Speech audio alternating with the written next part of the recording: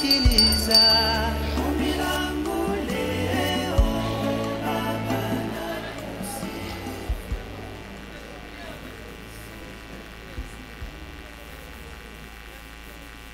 Amen. Amina.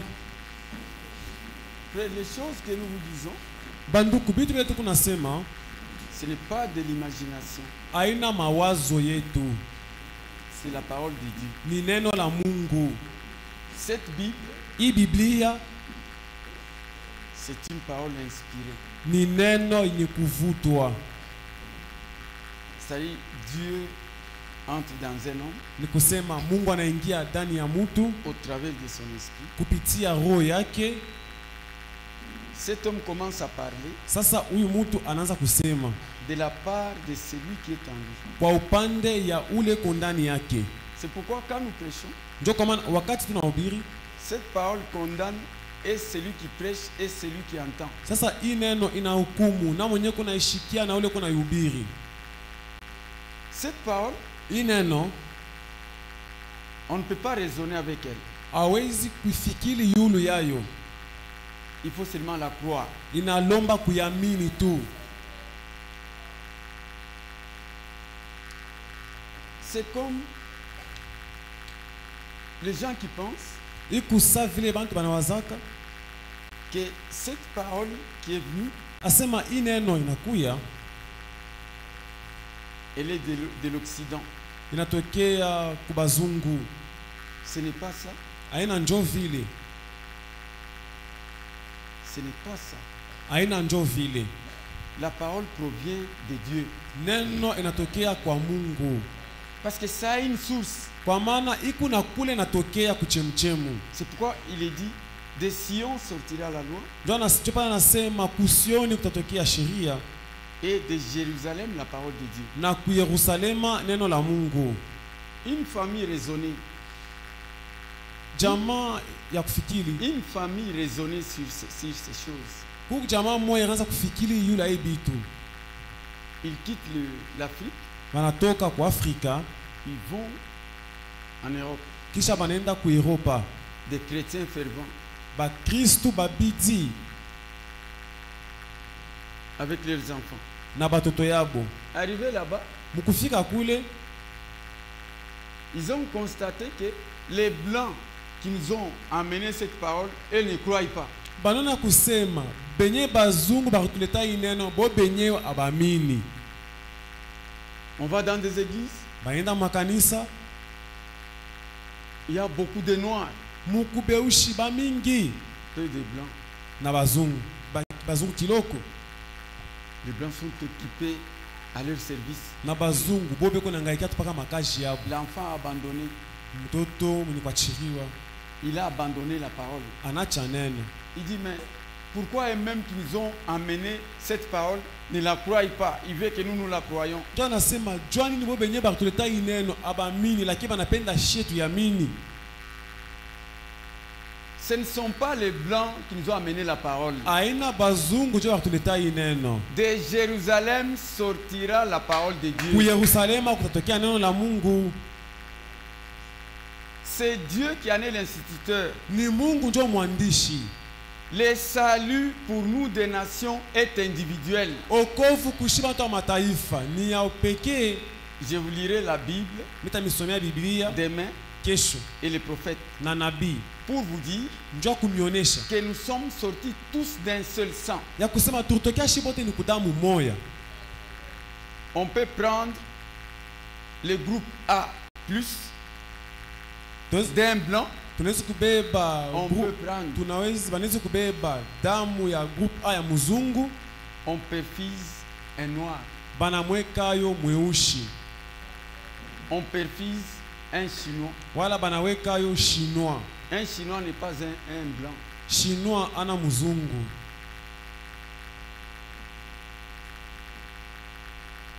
Voyez, Unaona, si vous allez en Afrique, je crois de l'Ouest, mukende kwa Afrika kule ku West, vous allez trouver les Algériens, les Tunisiens comme des blancs. mutakuta watu wa Tunisie, wa Algeria sawa vile bazungu. Mais les Européens les appellent Africains. lakini bazungu wanaita watu wa Afrika.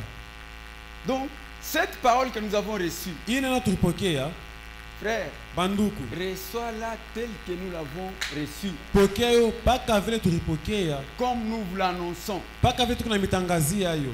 Parce que c'est lui qui avait reçu cette parole, la première personne à recevoir, Kwa maana ule mtu wa kwanza alikuwa kupokea hii neno c'était Adam. alikuwa ni Adamu. Dieu descendait chaque soir. Mungu anaanza kushuka kila magharibi, Il parlait avec simplicité. anaanza kusema kwa unyenyekevu wote, Il ne grondait pas. asianze kufoka, Il instruisait. anaanza kufundisha. Dieu avait dit à Adam et à Ève. Mungu alimwoneshaka Adamu na Hawa. D'abord, la parole était venue à Adam. Mbele neno ilimfika ni Adamu, Quand Ève est venue, pale Hawa anakuya. maintenant Dieu descendait chaque jour Sasa Mungu anaanza kushuka kila siku magharibi, dans une église pleine de gens, mukanisa ya batu maba mingi sana, 2 personnes. bawiri, Et Dieu parlait. na Mungu anaanza kusema.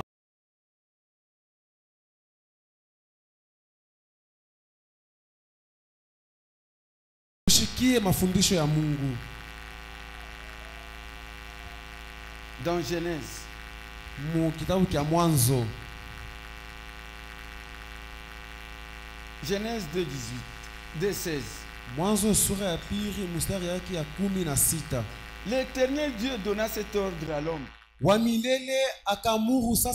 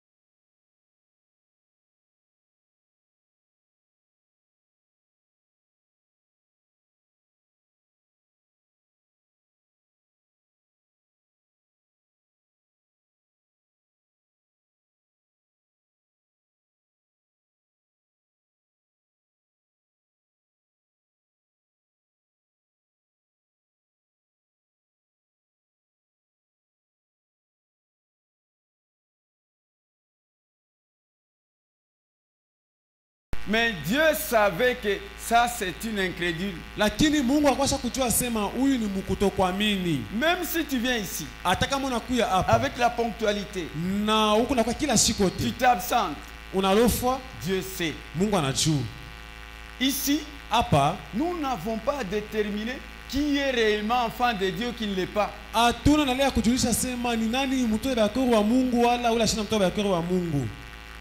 Est-ce que vous savez ça? Eti mnajua ile? Même toi-même, tu ne peux pas confirmer que je suis enfant de Dieu. Hata we mwenyewe hawezi kujihakikishia kusema huko mtoto wa Mungu, Parce que les œuvres que nous posons kwa maana matendo tuko nafanya sont indignes devant Dieu. haistahili mbele ya Mungu. C'est pourquoi Dieu ne voit que Jésus-Christ. Ndio kwa maana Mungu akonaona tu peke yake Yesu Kristo. Mais pour être sauvé, Njia ya kuokolewa il faut seulement suivre tout ce que lui dit. inalomba kufuata vyote vile yeye anasema. Il descend le soir. Anashuka magharibi. Mutakuria imamichi yote. De tous les artistes vous mangerez, Mais il y a kujua vizuri na vibaya. mais quant à l'arbre de la connaissance du bien et du mal, vous ne mangerez pas. Adam, tu peux prier, tu clôtures l'équipe d'aujourd'hui. Adamu kuya ufunge maombi ya leo. Adam était aussi le diacre. Adamu alikuwa vile shemashi. Si Dieu venait en retard, Kama Mungu anakuya nyuma kiloko, Adam pouvait contrôler, et il pouvait présider. Adamu hawezi kuongoza ibada. Mais quel que soit ce que Dieu lui-même parlait de bouche à l'oreille, Lakini ingawa yoyote ile Mungu anaanza kusema kupitia kinwa na kushikia, Ève semblait écouter. Hawa anaanza kufanya saa eko na shikia. Un jour, Siku moya il y a un visiteur dans les champs. kuna kwa mgeni moya mu mashamba, C'était le serpent. ilikuwa ni nyoka. Les serpents que nous voyons, Nyoka huyu tuko naona leo ce n'est pas le serpent ancien. haina ule nyoka wa zamani. L'ancien marchait.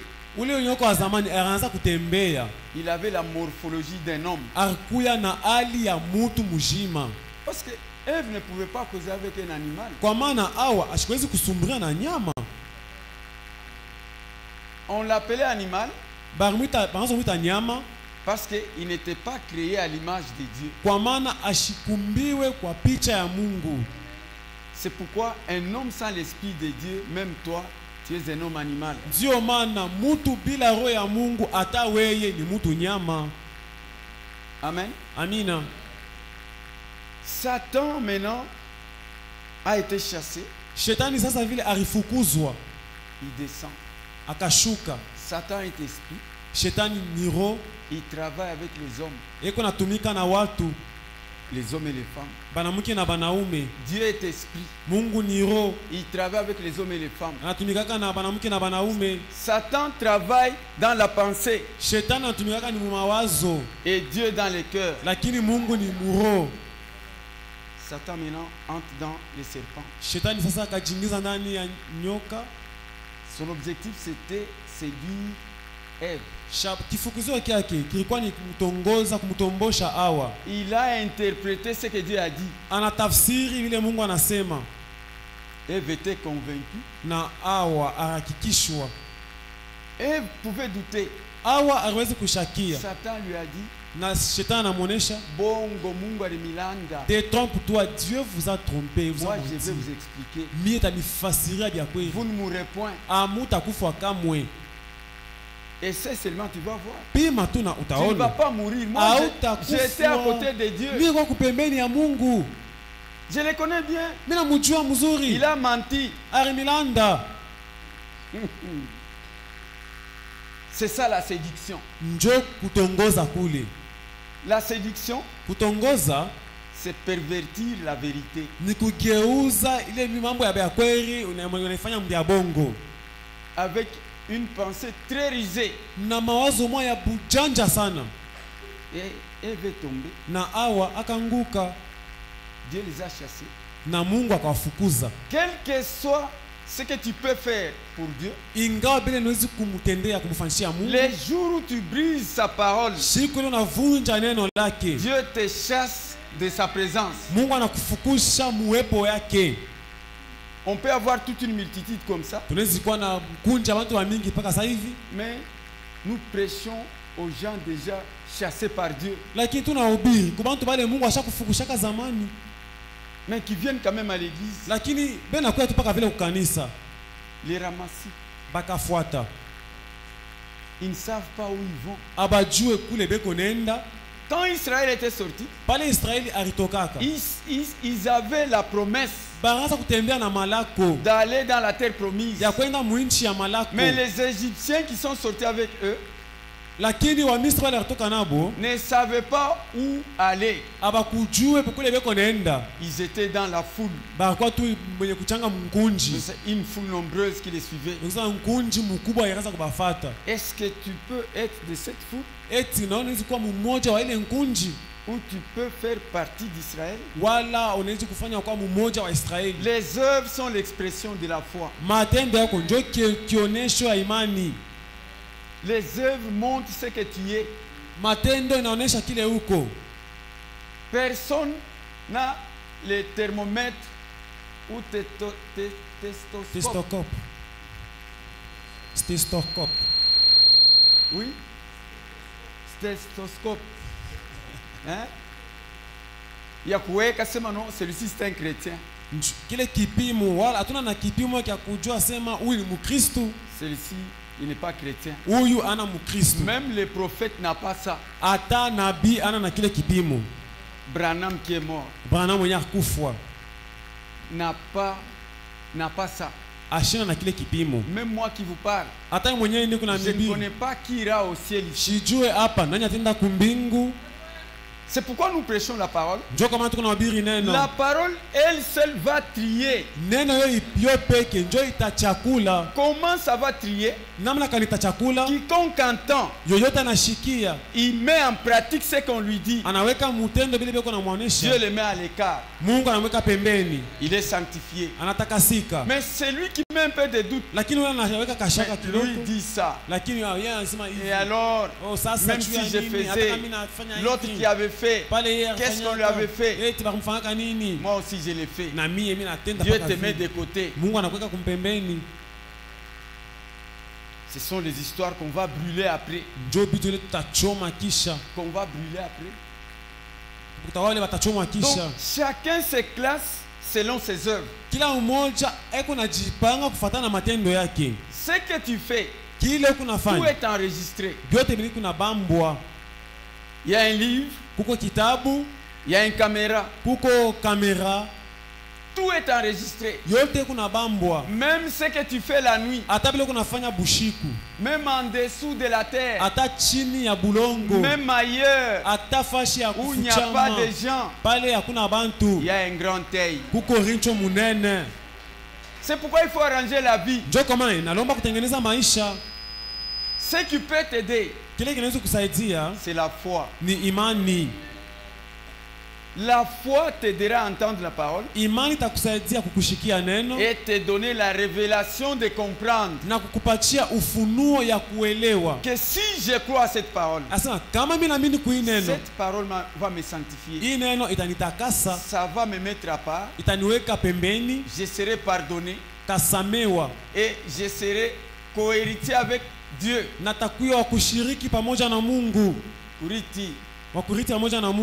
Amen. Amina. Mais maintenant, si tu entends la parole, tu fais comme si tu l'entends. Ne croyez pas pour plaire au pasteur. Ne croyez pas pour plaire au prédicateur. Croyez pour plaire à celui qui t'a appelé. Chacun a un appel individuel. Quand nous prenons Hébreux chapitre 11, on commence au verset 8. Quand Adam est tombé, il fut chassé. Dieu s'est retiré. Il a mis des chérubins pour que Adam ne puisse pas rentrer encore dans les jardins. Maintenant, Dieu devait chercher qui confier cette promesse.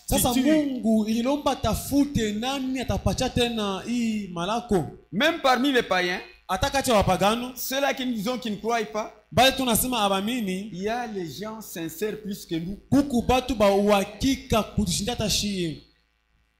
Mais ils ne seront pas sauvés parce qu'ils ne croient pas en Jésus-Christ. Mais ils sont très sincères. Ils font des œuvres philanthropiques. Non. Ils offrent des dons et tout consort. Observez, par exemple, à l'Est, il y a la guerre. Regardez les avions qui descendent pour donner la nourriture, les vêtements et les remèdes. Ils le font gratuitement. Mais il y a une main en dessous. Ils donnent avec ça. En dessous, ils vont retirer les minéraux. C'est ce qu'ils font. Mais ils ne seront pas sauvés. Quelles que soient les bonnes œuvres. Les bonnes œuvres, nous devons les faire en Jésus-Christ. C'est pourquoi à un moment donné, Dieu a cherché parmi les nations. Abraham était un homme comme nous. Un homme sans maturité. Akuya mutu bila kukomala kuzuri. Un homme sans Dieu. Mutu bila Mungu. Dieu est allé le chercher. Mungu akaenda kumutafuta. Ce n'est pas nous qui cherchons Dieu. Haina sisi tunamtafutaka Mungu. Personne ne peut dire ici que non, c'est moi qui cherche Dieu. Hakuna mtu anaweza kusema pasi nje tunamtafuta Mungu. Personne ne cherche Dieu. Hakuna mtu anatafuta Mungu. C'est lui qui nous a cherché. Mungu ndiye atutafuta. Et il a fait un plan pour notre salut. Na anatutengenezea mapo kujua wokovu. Cet homme que je viens de chercher. Huyu mtu atakaye kutafuta. Je dois prévoir comment il doit marcher. Mina pasha nitayarishi namna gani atatembea. Comment le protéger. Namna gani ya kumukinga. Parce qu'il y a Satan qui est à côté. Kwa maana kuko shetani eko pembeni. Satan est trop rusé. Shetani ni mjanja kabisa. Est très fort. Na wa nguvu sana. C'est un combattant. Ni mpika vita. 6000 ans de guerre. 6000 ans ya vita. Quelle expérience. Onjo kani. Qui peut le vaincre? Nani anaweza kumuwina? C'est seulement avoir une couverture. Ni paka tu kwa na kifiniko. Il faut être dans la parole. Inapasha kuye ndani ya neno. Marcher avec la parole. Kutembea na neno. Et Satan sera vaincu. Na shetani pale utamushinda. Et la parole vient de ce qu'on entend. Na neno tukia kubile tukunashikia. C'est ça la foi. Njo imani. Qui doit vaincre. Unapasha kushinda. Dieu a sillonné. Mungu alishunguluka. Il a vu un homme. Akaona mwanadamu. Quel que soit le péché qui était sur la terre. Ingawa zambi ilikuwa pa dunia. Il a vu quand même un homme dit bon, celui-ci ça va. Akaona kama huyu anastahili. Dieu vient. Mungu akakuja. Quand nous prenons Genèse 12. Tukibebe Mwanzo sura ya 12. On va prier. Tutaomba baadaye. 12. L'Éternel dit à Abraham. Wamilele na mwesha Ibrahimu.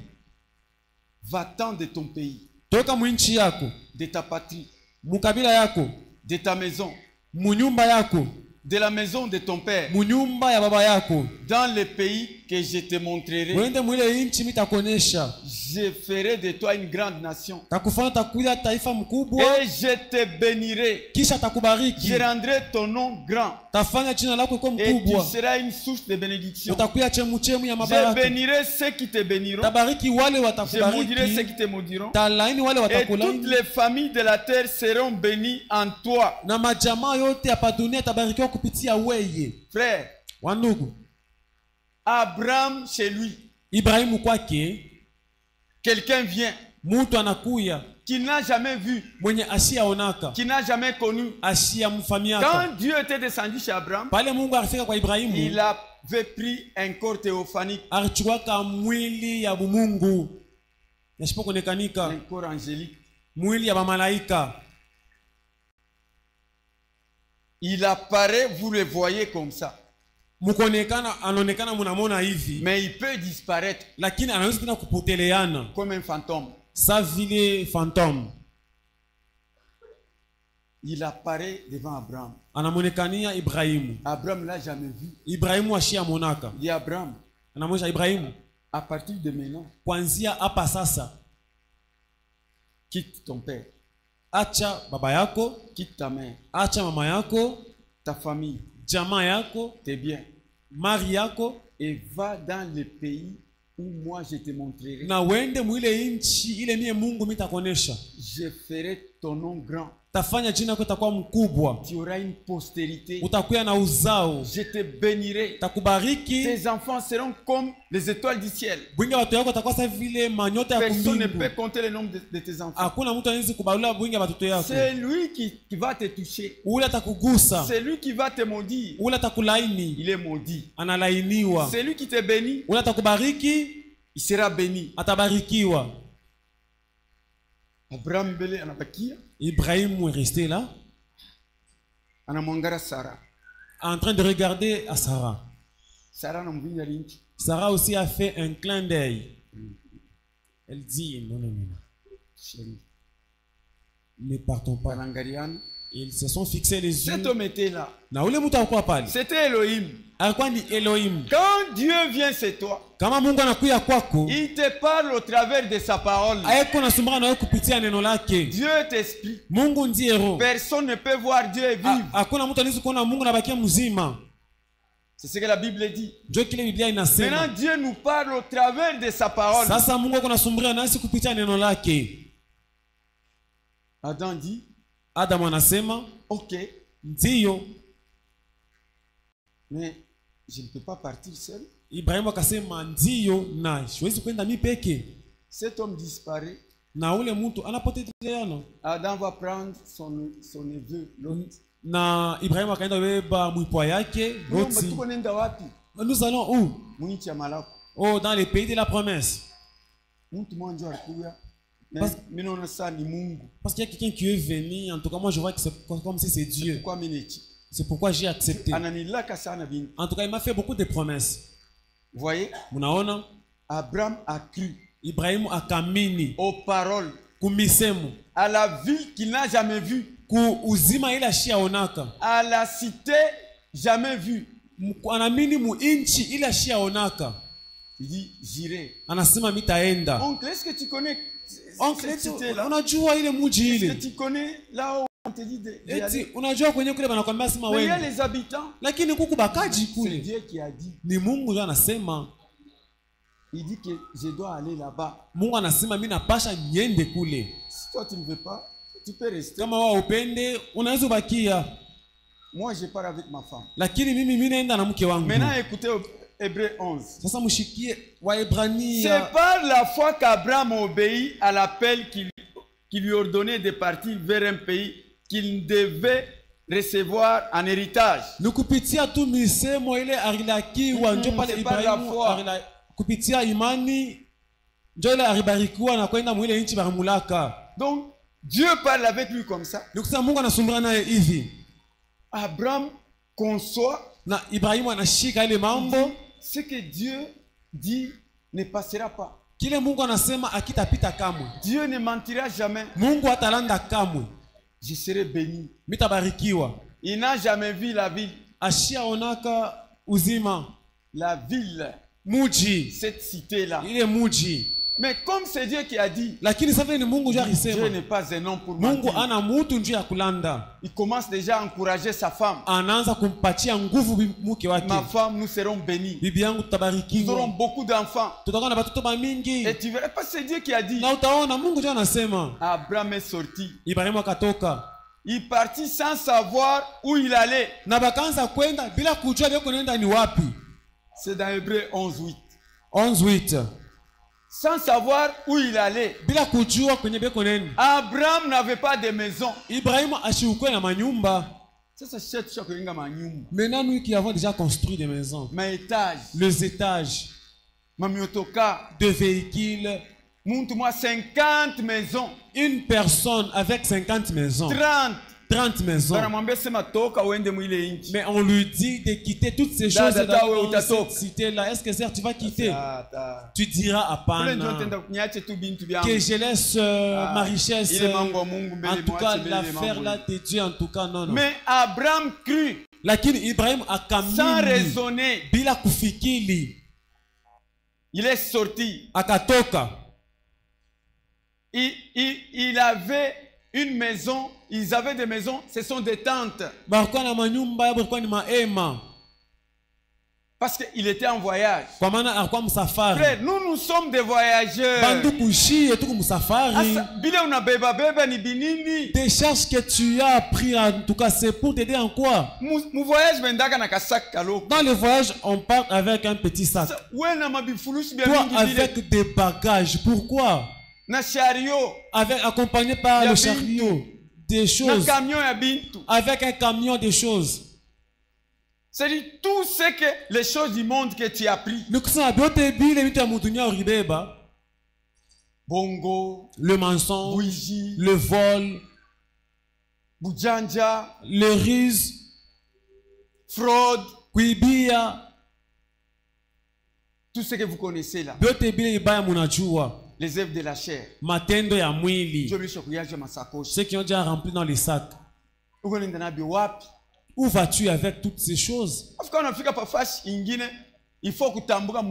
Alors si tu arrives à un lieu, il faut traverser la rivière. Étroite est la porte. Mulango ni mwembamba. Il y a une grande route. Mais un chemin sera frayé.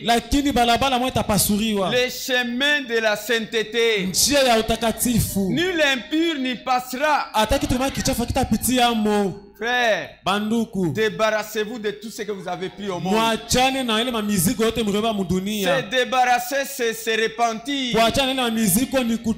confesser et abandonner. Et enfin prendre une décision que je ne reviendrai plus à ces choses. Est-ce que vous suivez? Par la foi, il s'établit dans la terre promise comme en terre étrangère. Et il habita sous les tentes avec Isaac et Jacob.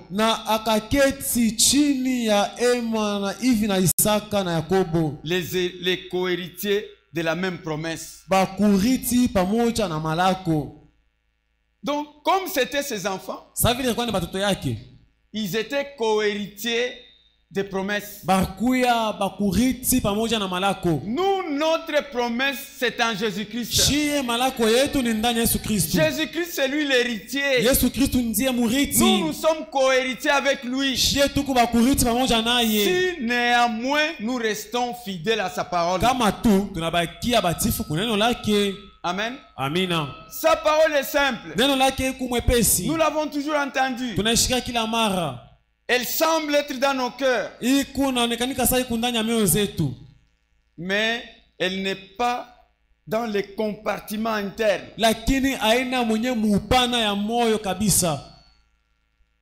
Dans le cœur, il y a un petit compartiment. Un petit compartiment. Hein?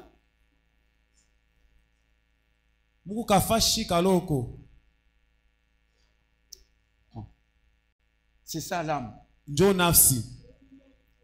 L'âme est dans le cœur. Quand on fait l'opération, on opère l'homme, vous ne verrez pas l'âme. Vous verrez le cœur. Mais le prophète dit que l'âme est a un petit compartiment dans le cœur.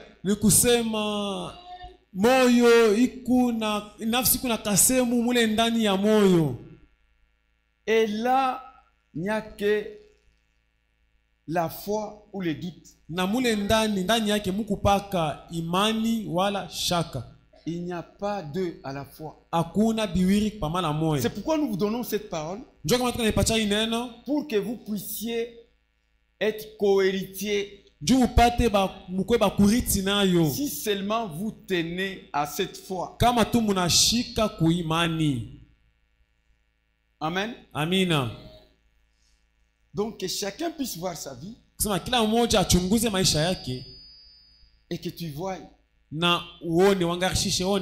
Débarrasse-toi de tout.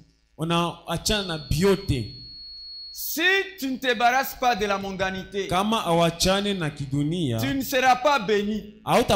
Quel que soit ce que tu peux faire à l'église, quelle que soit la prière, quels que soient les jeûnes, sans la foi, rien ne pourra marcher. Nous croyons ce que nous ne voyons pas. Mais nous avons de l'espérance. Il y aura un enlèvement. Et cet enlèvement, ce sont les élus. Ce sont les saints. Ce sont les fidèles. Fidèles à la parole. Les chiens n'y entreront pas. Les truies n'entreront pas. Les chiens, c'est ceux qui, après avoir vomi, il va encore manger ce qu'il a vomi. C'est le péché que tu as prétendu abandonner. Tu es toujours dans ça. C'est pourquoi la vie ne change pas. Nous ne sommes pas bénis. Tu ne seras jamais béni. Tu ne seras jamais béni tant que tu es plein de fardeaux. Venez à moi, vous tous qui êtes fatigués et chargés. Je vous donnerai du repos. Ce sont les paroles du Seigneur. Il n'a pas menti. Tous ceux-là qui viennent à lui, sincèrement, Dieu les bénit et il les protège et il les fait avancer. Ce n'est pas toi qui as commencé ce monde. Ce n'est pas toi. Et ce n'est pas toi qui la finira. Si l'enlèvement tardait, nous mourrons tous. Nous mourrons tous. Et quand tu meurs, dans ton état, où est-ce que tu iras? Où est-ce que tu iras? Tu seras le visiteur de qui?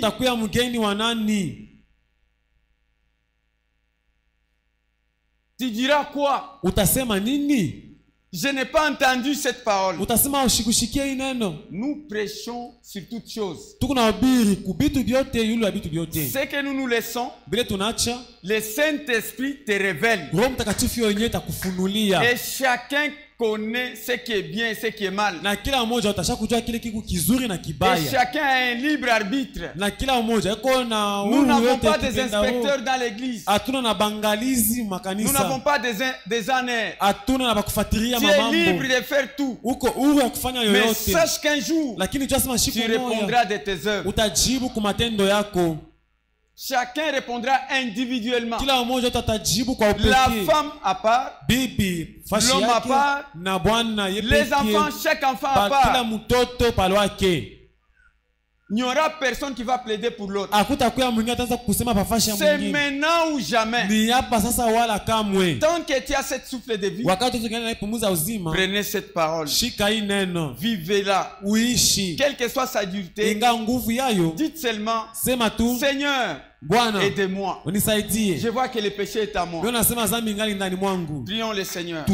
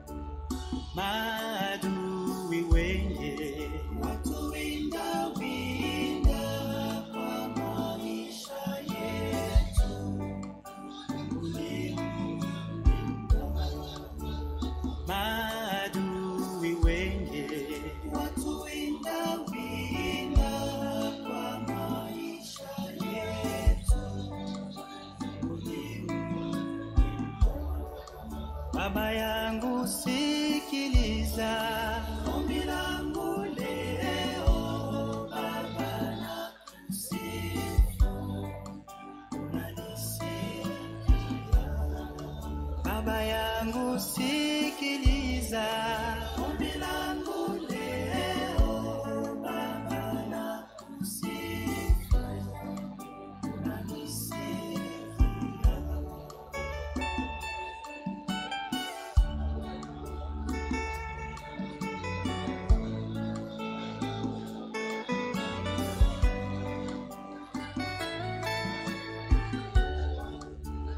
Katika utoto na ujana tena na uzee pia, umekesha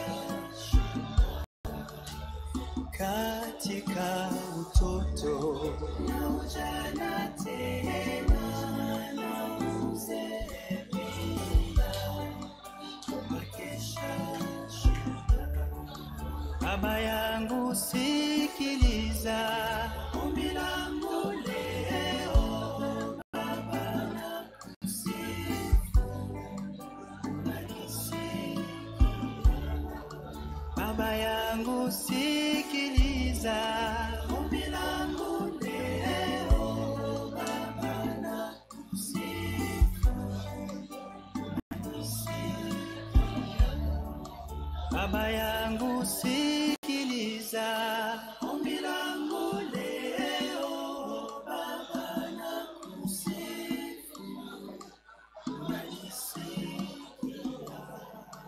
Baba yangu sikiliza ombi langu leo, Baba nakusifu.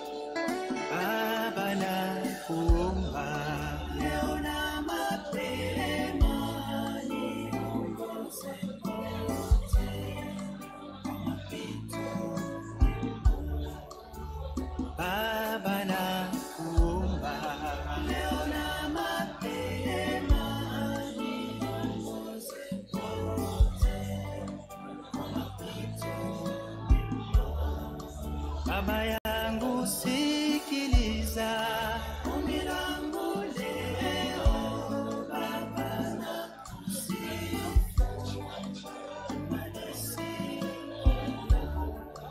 Baba yangu sikiliza ombi langu leo, Baba nakusifu.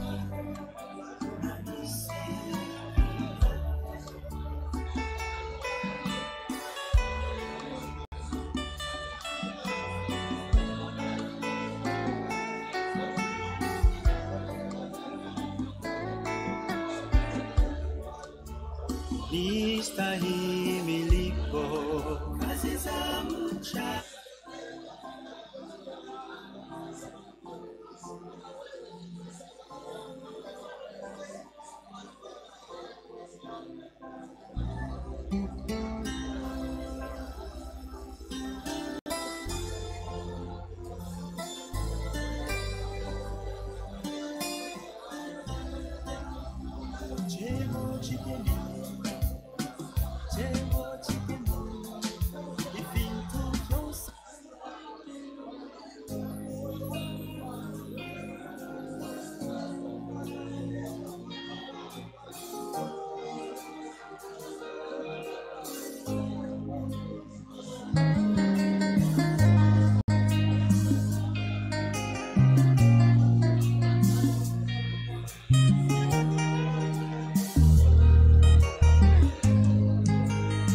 nikiona udhaifu na imani ndogo, nikijaribiwa sana, Yesu unilinde, unilinde vema, unilinde vema, kwa sababu ya mapendo, unilinde vema, unilinde vema, unilinde vema, kwa sababu ya mapendo, unilinde vema.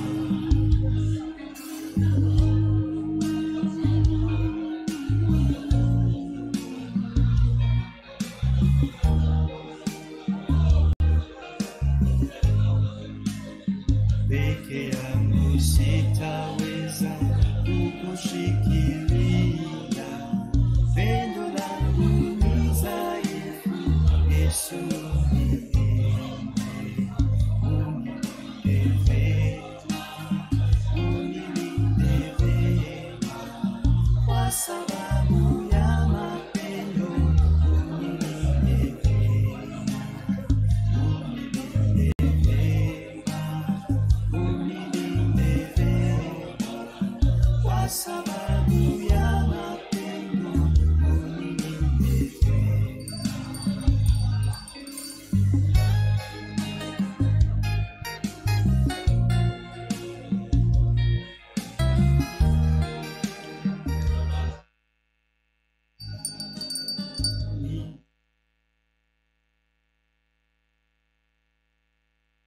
Amina.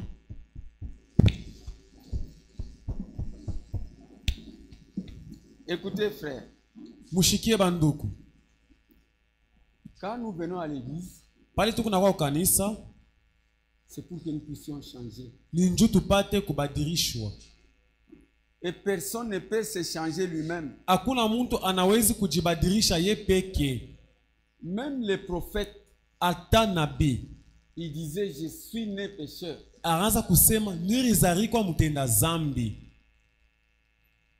David dit je suis né dans le péché. Daudi anasema mimi nazaliwa mzambi. Ma mère m'a conçu dans l'iniquité. Mama yangu alinitunga mzambi.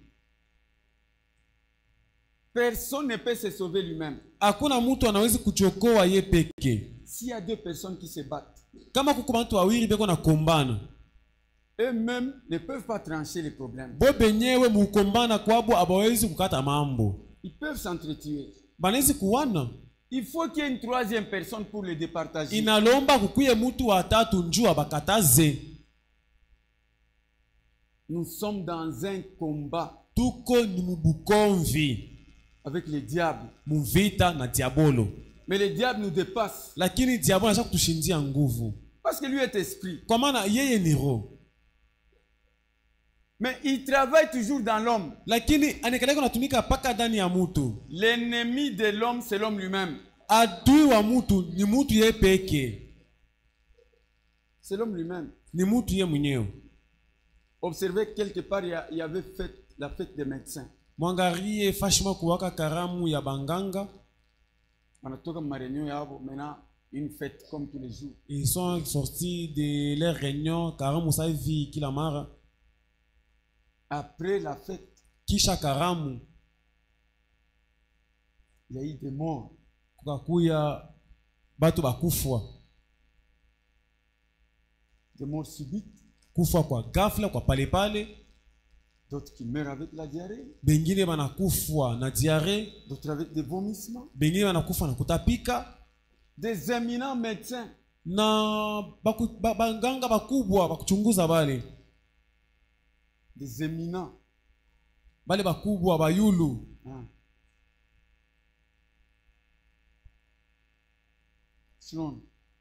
Maintenant, ça donne la crainte d'aller dans des fêtes. Sasa pale ikaleta boka ya kwanza kwenda makaramu. Unaua tu mwenjako. C'est-à-dire tu tues seulement ton prochain. Qu'est-ce que tu vas gagner? Utapatia monini? Qu'est-ce que tu vas gagner? Utapatia monini? Ton sang te sera demandé. Damu yake batakulomba yo. Oui. Unaona? C'est pourquoi les histoires de fêtes c'est aussi à bannir. Ndio kwa maana bitu sa ya makarao ya mafeti ni bitu ya kukatala. Même vos fêtes de mariage, moi ne commencez pas à m'inviter. Si tu me donnes aliko yako na mimi tapacha yo mtu mwingine. Ne te fâche pas. Hapana kushirika. Parce que à ma qualité, je ne peux pas aller m'asseoir comme des païens. Kwa maana mtu tu bangu hivi niko shina nele alali ya kwanza kwenda kuona bantu makaramu bena cheza saba pagano kama osha kuikala kule nje bena kuangalia pasteur est-ce que c'est bon ni mufete hein? Tu es vous en train de faire vos histoires et vous n'mangisha pasteur asema wewe ni mkaramu. Honte à vous. Aya yenu. Honte à vous. Aya yenu. Hier j'étais avec c'est un frère. Oui, c'est un frère qui prie quelque part. Jana nilikuwa na ntuko moja lakini anaombaka fashi moja.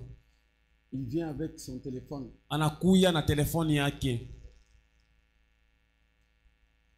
Il me montre la fête. Ananyonyesha karamu. La fête passée ici. Karamu ilipitikana baadaye hapa. Le mariage de ce dimanche. Ndoa hii balunganisha muyenga. Honte à vous sœurs. Aya yenu mwe badada. Honte à vous frères. Na aya yenu mwe banduku. Et avec ça vous dites que nous sommes des chrétiens? Kisha na hivi tu ya hivi mnasema mko wa Kristo. Frère. Banduku. Tena beko na fuia kwa telefone. Sans caméra. Il s'est fui pour être vu au téléphone, on dirait que c'était la caméra. Le sœur en train de danser.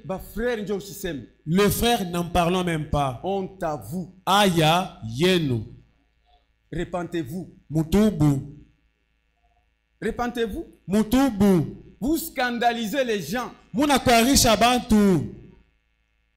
Est-ce qu'aller à la fête c'est seulement pour danser? Dans vos mariages, ne m'invitez pas. Je vous dis d'avance. Si je ne trouve pas quelqu'un à remettre l'invitation, je le mets dans les classeurs. Moi, je ne peux pas aller dans de telles histoires. Frère, moi, un frère, on a créé tout Yves Mukuribonja ndio ya kucheza. Ça comme makala il y a 15 000. On dirait on a créé comme fois makala kipupu. Danser. Et qu'on a cheza. Et dit ces gens ici en tout cas, ils ont ce désir hein. Repentez-vous. Mutubu. Vous avez scandalisé beaucoup de gens. Parce que en plus, vous n'avez même pas honte. Vous publiez ça même sur WhatsApp, sur TikTok. Honte à vous. Un frère qui envoie ses histoires sur les TikTok.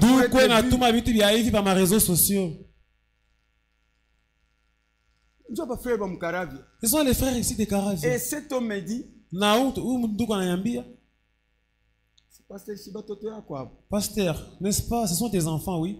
Alors qu'est-ce que ça fait? J'ai dit ça, bien à Fanini. On te dit que tout le monde est chrétien. Même toi, tu es chrétien. Parce que tu ne peux pas commencer à brandir ce qu'on t'a envoyé, toi. Vous voyez l'homme? C'est ça l'homme. Maintenant, écoutez les frères Franck. Une robe d'occasion. Nous venons ici pour changer. Que ce que le monde fait, nous ne pouvons pas faire ça. Si le monde somnole, nous nous écarquillons les yeux. Le monde va à gauche, à droite. Nous allons à gauche. Nous ne devons pas nous ressembler au monde. Sinon, nous n'entrerons pas. Étroite est la porte. Écoutez. Une robe d'occasion.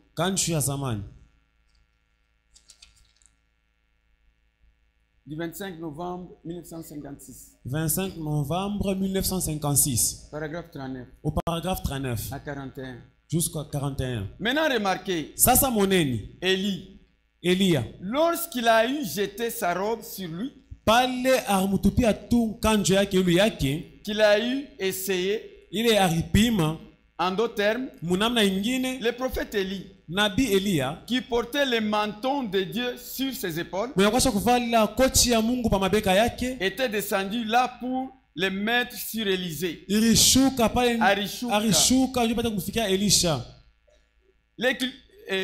le cultivateur. Pour voir si cela allait lui convenir. Il est nkanjwa, il est manteau. Et ça lui a pris environ 10 ans pour être changé.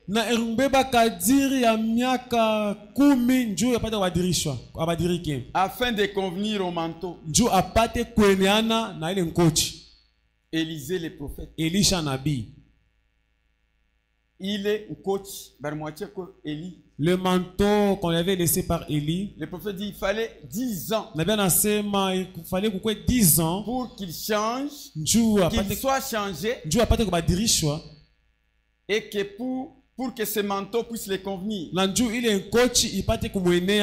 Vous allez comprendre ici. Vous savez souvent, Dieu nous amène à l'atelier et nous taille. Munajua kila mara Mungu anatupelekaka mufashi ya kusema atuchonge tutoeneane. Amen. Amina. l'atelier de soudure, atelier à soudure, l'atelier de couture, vache à kushonea. On va amener un tissu. Batapeleka nguo. Un tissu. Banapeleka kwa nguo. Unishone nkochi. Oh, unishone kwa nkochi. Le tissu peut avoir une dimension là. Na ile nguo nezikwa na bunene wala burefu fulani. Le tailleur va te mesurer. Na ule akushona anakupima. Et va appliquer cette mesure sur le tissu. Na atatumikisha ile mesure ya kubeba pa ile nguo. Et il va coudre selon ta taille. Kisha atashona kufatana na burefu bwako na bunene bwako. Et il y a d'autres ce qui va rester là, ce sera appelé le déchet. Na ile tabakia batabita bitepe. On va jeter. Batabitupa. On va faire aussi d'autres choses. Wala batafana bintu bingine. L'atelier de Dieu, c'est dans son église. Fasha kutengeneza ya Mungu ni ndani ya kanisa yake. C'est ça l'atelier de Dieu. Njo atelier ya Mungu. L'instrument que Dieu utilise pour nous tailler, c'est sa parole. Kiombo kile Mungu anatumikisha njo kutuchonga ni neno lake. La Bible ne peut pas refuser au tailleur de les couper. Biblia hizi ngwa hizo katala kwa kushona sema aikate. Ushinikate. Oh, il ne faut pas me tailler. Mais pourquoi vous refusez que Dieu vous taille? Jani Mungu nakatala Mungu amikata michonge. Ah non, on ne refuse pas. Ah, lakini atukatala. Quand vous ne vivez pas la parole, wakati amwishi neno vous n'acceptez pas d'être taillé. Ni pale Mungu nakatala ndio apate kumikata kumichonga. Utabakia paka vile. Tu vas rester toujours comme ça. Kama kazi nenea. Si le travail est bien fait et complet. Ile ngwa ipende kuikata. Maintenant, les tissus là refusent d'être coupés. On essaye de couper, ça se déchire. Et il va placer là de côté. Il n'a pas kutupa kuchala la komana bishi. Est-ce que vous suivez? Eti muna fata. N'est-ce pas un déchet? Eti aona ko kile nabakia ya kutupa kuchalala. N'est-tu pas un déchet? Aona kitepe kile nabakia ya kutupa kashipo kazi. Si tu ne vis pas la parole, tu es un déchet. Kama awishi neno ni kusema huko bila kazi. Maintenant écoutez. Sasa mshikie. Vous savez souvent Dieu nous amène à l'atelier et nous taille. Mnajua kila mara Mungu anatupeleka kama mfasha kutengeneza na kutuchonga. Eh bien, na hivi mzuri. Il n'a pas changé sa robe pour qu'elle convienne à Élisée. Ashikubadilisha nkanju yake njoo ipate kumwenea Elisha. La robe était déjà confectionnée. Nkanju ilikuwa yenye kushona. Élie avait porté ça. Elia arriva là. Et cette robe ne devait pas être modifiée à cause d'Élisée. C'est Élisée qui devait faire tout pour que cette robe le convienne. Il a changé Élisée pour que celui-ci convienne à la robe.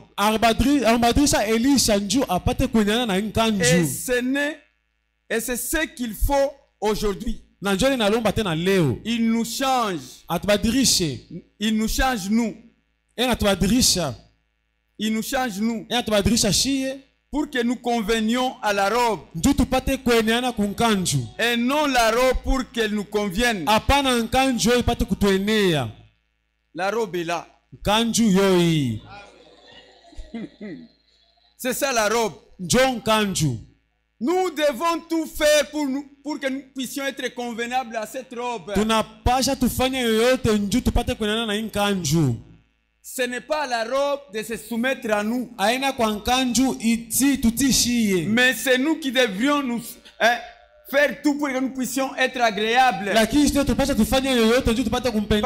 le modèle de la robe, c'est la parole.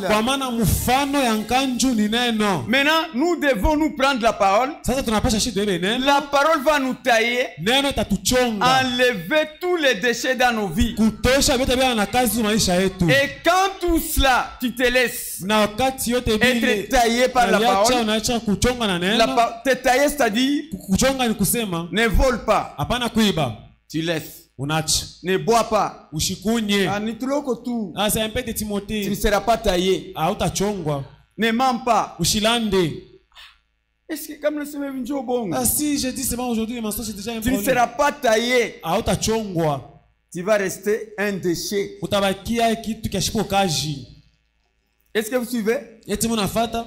Ce n'est pas à la parole de se conformer à nous. Aina kwa kuneno ijilinganisha na kushie. Mais c'est à nous de se conformer à la parole. Ni kwa shie tulinganishwe na neno. Chacun doit faire tout. Kila mmoja anapaswa fanye nguvu pour que cette robe puisse les convenir. Nju inkanju imweneye. Mais nous ne le pouvons pas. Lakini atuweze. Bon, attendez. Mchonge. Et non la robe pour qu'elle nous convienne. Apana nkanju itueneye. Parfois, nous voulons amener la robe à nous convenir. Kila mara tunapendaka nkanju itueneye. Mais nous ne le pouvons pas. Lakini atuwezake. Vous devez les laisser être changés en fonction de la robe. Munapasha muache kwa chiriwa kueneana na nkanju. C'est la robe de Dieu. Ni nkanju ya Mungu. La parole de Dieu ne change pas. Non, la Mungu haibadilike. Je vous ai dit au début. Niliambia kumwanzo. Dieu parlait à Adam. Adam a refusé la parole. Il n'a pas voulu se conformer à la robe. Dieu l'a chassé. Dieu est venu chez Abraham. Abraham s'est laissé tailler. Va dans le pays, je te dirai. Abandonne ton père, ta famille, ton pays. Va dans le pays. Et Abraham ne savait pas où aller, où il partait. Mais il dit, comme c'est Dieu qui a dit, il a cru, il est allé, la robe l'a convenu. Est-ce que vous suivez? Le problème c'est d'accepter ce que Dieu dit. Mais non, c'est la robe de Dieu. Il a confectionné parfaite. Il doit nous amener dans cette dimension pour faire en sorte que la robe nous convienne. Est-ce que vous suivez? Jésus, quand il était sur la terre, il avait qu'une seule robe multicolore. Na Joseph Yosufu vile vile avait ça. Jésus en Nazareth quoi est né. Ils se sont retrouvés au lieu de marier avec cette robe. Et il grandit dans la façon que la robe aussi il rentre pas. Les jours de sacrifice. La robe là était tellement jolie. Était très beau. Il était mzuri kabisa. Ils ont dit, ah, il touche pas soupe. Bakasema, ça on ne peut pas déchirer. Tirons au sort. Ah, pas tout pique coura. Kule sori tangukia, uli ataibeba. Kule tangukia, c'est celui qui va récupérer. Parce que c'était tellement merveilleux. Ça, la parole, demandez aux anciens. Demandez aux anciens. Demandez-nous. Demandez-moi. Moi, j'ai déjà vécu l'expérience de cette parole.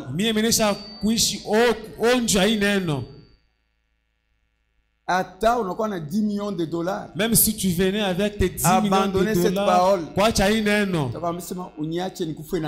je te dirais, laisse-moi mourir de faim. Je connais les secrets de cette parole.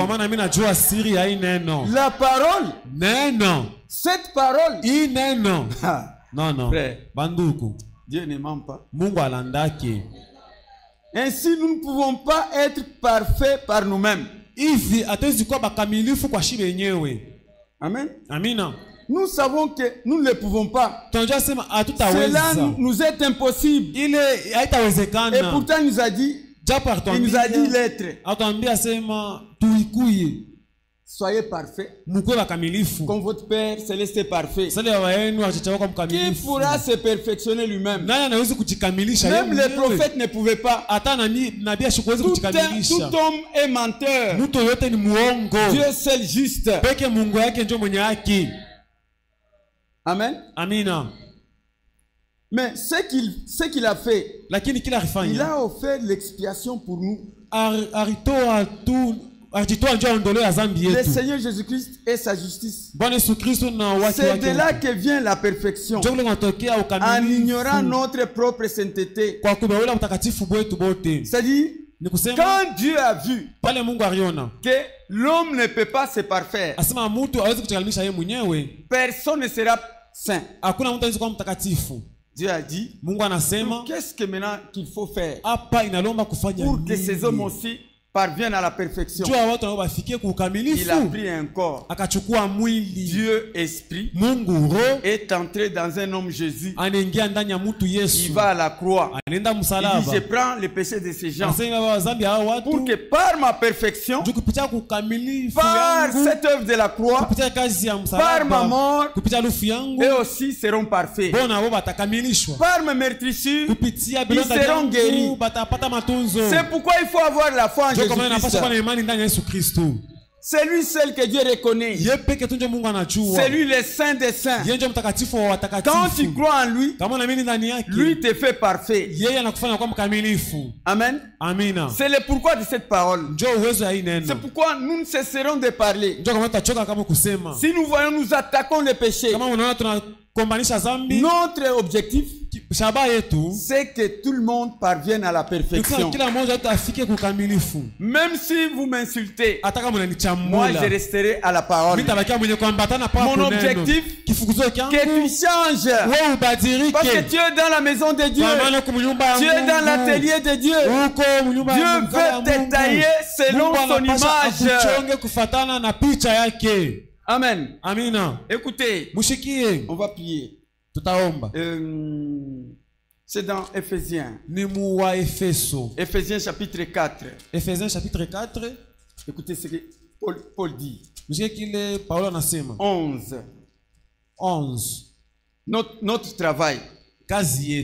Il a donné les uns comme apôtres, les autres comme prophètes, les autres comme évangélistes, les autres comme pasteurs et docteurs, pour le perfectionnement des saints, en vue de l'œuvre du ministère et de l'édification du corps de Christ, jusqu'à ce que nous soyons tous parvenus à l'unité de la foi et de la connaissance du Fils de Dieu, à l'état d'homme fait, à la mesure de la stature parfaite de Christ. C'est ça l'objectif du ministère. Pour que vous soyez taillés avec la parole, et la parole vous rangera pour que vous puissiez porter l'image de Christ le parfait. Christ le parfait. Est-ce que vous suivez? C'est ça l'objectif des ministres. Quand la parole sort, ça n'attaque pas seulement vous. Ça m'attaque aussi. Ça attaque les ministres. Pour que tous nous soyons à l'unité de la foi. Taillés à l'image de Christ. Abandonnant la mauvaise vie. La vie médiocre que nous avons. La haine, la jalousie, l'hypocrisie, l'ingratitude, voulant seulement se servir et non pas servir les autres. Nous devons travailler pour l'intérêt de Christ. Et Christ est invisible. Comment tu peux aimer Dieu que tu n'as jamais vu, mais haïr la sœur, haïr les frères, parler mal d'eux? Qu'est-ce que tu vas récolter? Tu te suis toi-même. Et tu ne peux te sauver. Tu ne peux te perfectionner. Il faut se soumettre. Il faut se laisser tailler par la parole. Et la parole ne peut pas se prêcher elle-même. Il y a des hommes que Dieu a établis. Si vous ne les respectez pas, tu ne seras pas taillé à l'image. Si tu ne respectes pas les frères et sœurs, Dieu ne va pas t'épargner au jugement. Et tu ne seras pas perfectionné. Quand l'enlèvement se produira, tu vas rester. Et nous ne voulons pas que personne reste. Maintenant, c'est de là que vient la perfection. En ignorant notre propre sainteté. En fait, et nos propres pensées. qui ne devrait même pas être là. Mais nous nous reposons solennellement sur l'œuvre accomplie par le Seigneur Jésus. Dieu l'a envoyé sur terre et c'est en lui que nous avons notre repos. Celui qui est en Christ, il est libre du péché. Il est en repos. Prions le Seigneur.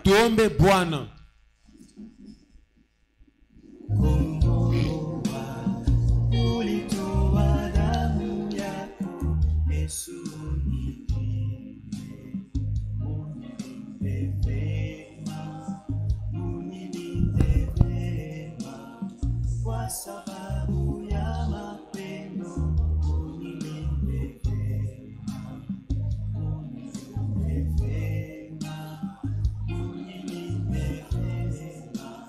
kwa sababu ya mapendo unilinde vema.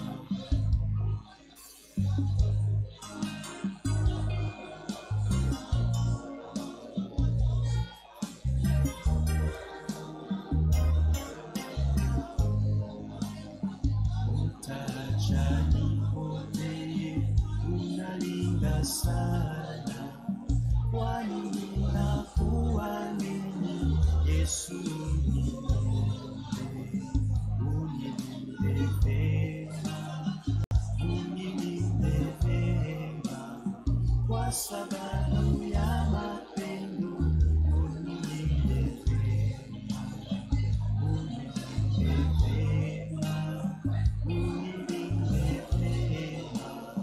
kwa sababu ya mapendo unilinde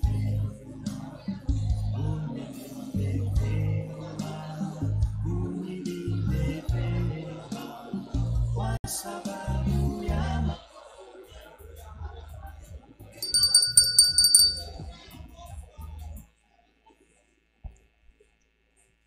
Nous avons des requêtes. Tukuna mahitaji. La sœur Meda. Dada Meda demande la prière des saints. Anaomba maombi patakatifu. Il a des menaces de la malaria. Eko na malaria. Et de vertige. Na vertige kijungujungu. Depuis ce matin. Tangu asubuhi ya leo. Elle veut que Dieu puisse la guérir. Anapenda Mungu amutunze. C'est à nous, ses frères et sœurs qui vont l'aider pour elle. Ni kwa shie bandu wake na badala yake tunapasha kumwombea. Sœur Kabena, Dada Kabena demande la prière des saints. Analomba maombi patakatifu pour que Dieu touche le cœur de son ancien bailleur. Njoo Mungu aguse moyo ule bayari wake wa zamani. Qui lui rembourse son argent. Amurudishie fedha yake. L'argent de la garantie. Fedha yake ya garantie. Car il y a de cela 5 mois. Kwa maana kuna kuya miezi 5 depuis qu'il est sorti de sa maison. Tangu alitoka mwile nyumba yake. Mais l'homme ne veut pas donner l'argent. Lakini ule mtu apenda kumrudisha fedha yake. Que Dieu touche son cœur. Mungu aguse moyo yake. Pour qu'il puisse remettre l'argent à notre sœur. Juu apate kumrudisha dada yetu fedha. Le frère John. Nduku John Mozwa demande la prière des saints. Analomba maombi patakatifu pour que notre Dieu intervienne. Njoo Mungu wetu akumbuke aux différentes demandes d'emploi qu'il a déposées dans une société à Kolwezi. Kule mafashi yote makampuni yote yapeleka demande d'emploi afin qu'il y ait une suite favorable. Njoo bapate kumujibu mzuri. Et demande aussi que Dieu l'aide à résoudre différents problèmes financiers auxquels il fait face. Analomba tena sema Mungu apate kujibu kwa mahitaji yake ya fedha ile kunapitisha nguvu. Nous prions. Tutaomba.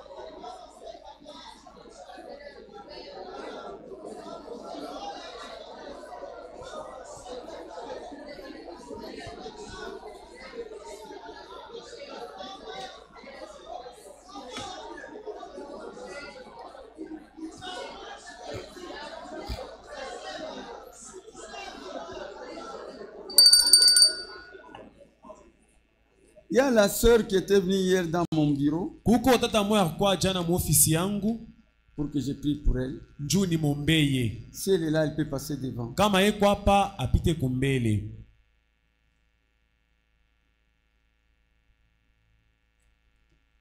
C'est la fille de la sœur Georgette. Ni binti wa dada Georgette. Ok, elle est là. Yeuyu. Frère Joseph peut passer pour l'imposer les mains. Nduku Joseph atapita njoo kumwekea mikono.